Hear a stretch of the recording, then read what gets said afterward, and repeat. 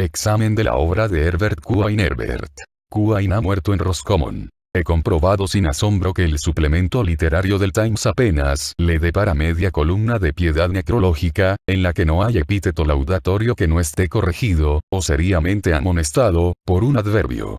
El Espectador, en su número pertinente, es sin duda menos lacónico y tal vez más cordial, pero equipara el primer libro de Quine, The God of the Labyrinth, a uno de M.R.S. Agatha Christie y otros a los de Gertrude Stein. Evocaciones que nadie juzgará inevitables y que no hubieran alegrado al difunto.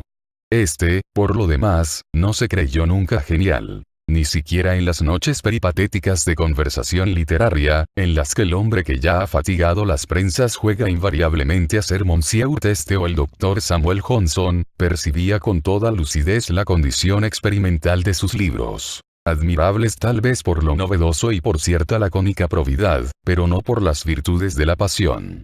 Soy como las odas de Cowley, me escribió desde Longford el 6 de marzo de 1939.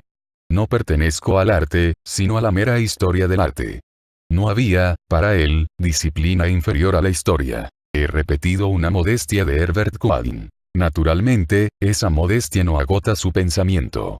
Flaubert y Henry James nos han acostumbrado a suponer que las obras de arte son infrecuentes y de ejecución laboriosa. El siglo XVI, recordemos El viaje del paraíso, recordemos El destino de Shakespeare, no compartía esa desconsolada opinión. Herbert Quine, tampoco. Le parecía que la buena literatura es harto común y que apenas hay diálogo callejero que no la logre.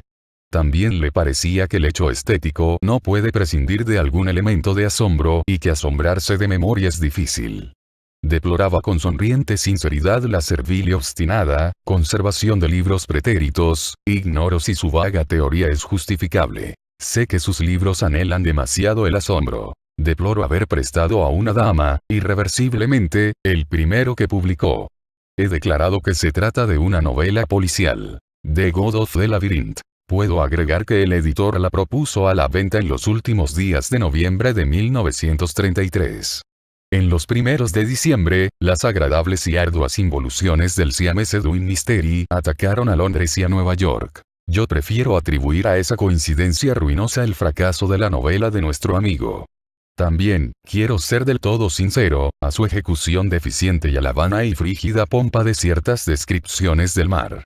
Al cabo de 7 años, me es imposible recuperar los pormenores de la acción. He aquí su plan. Tal como ahora lo empobrece, tal como ahora lo purifica, mi olvido. Hay un indescifrable asesinato en las P iniciales, una lenta discusión en las intermedias, una solución en las últimas. Ya aclarado el enigma, hay un párrafo largo y retrospectivo que contiene esta frase. Todos creyeron que el encuentro de los dos jugadores de ajedrez había sido casual. Esa frase deja entender que la solución es errónea. El lector, inquieto, revisa los capítulos pertinentes y descubre otra solución, que es la verdadera.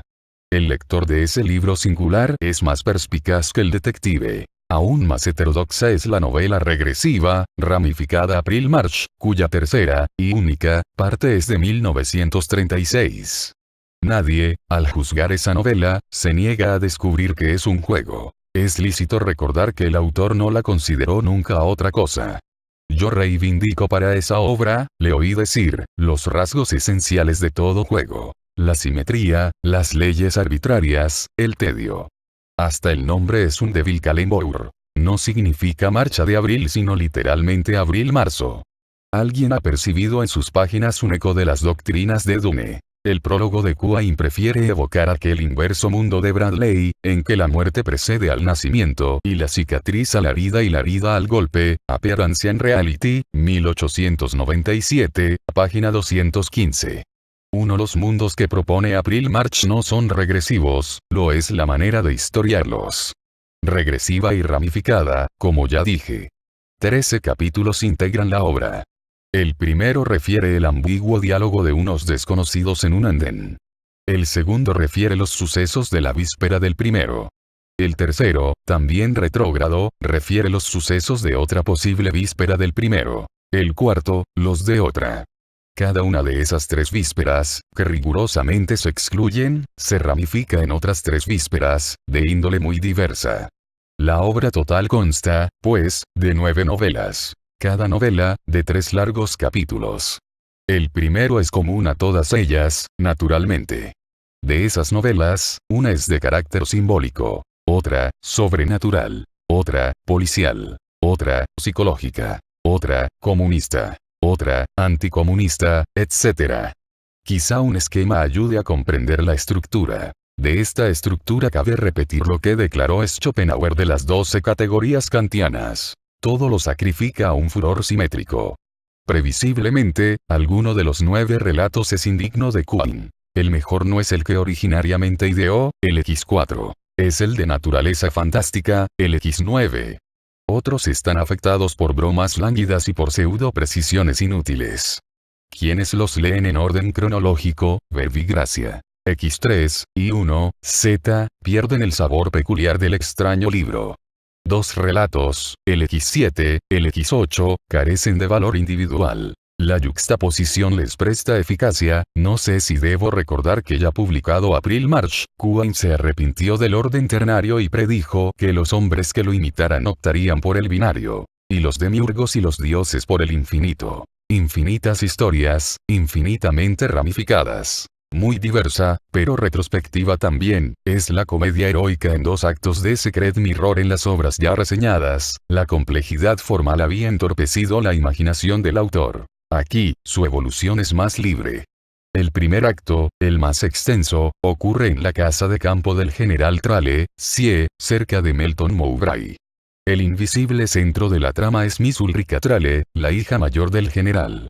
A través de algún diálogo la entrevemos, amazona y altiva. Sospechamos que no suele visitar la literatura. Los periódicos anuncian su compromiso con el duque de Rutland. Los periódicos desmienten el compromiso.